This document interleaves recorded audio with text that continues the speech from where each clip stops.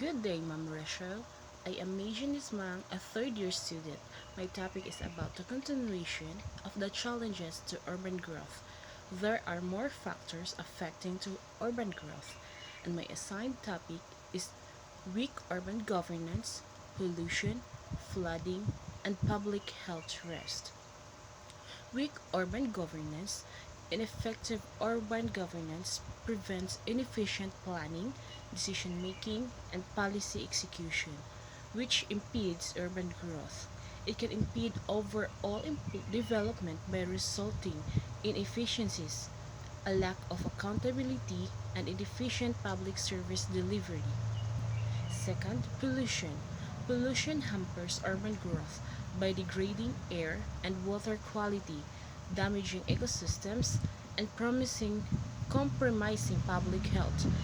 It undermines sustainable development and quality of life in urban areas.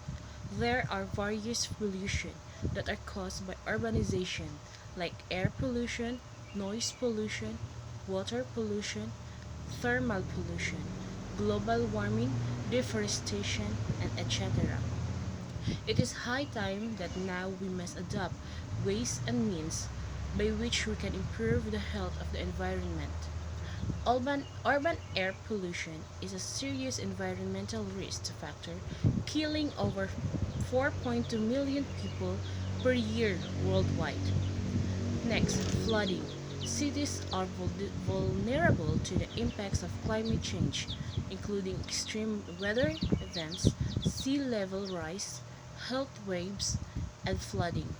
Urban growth without proper planning can increase the city's vulnerability to these climate related risks.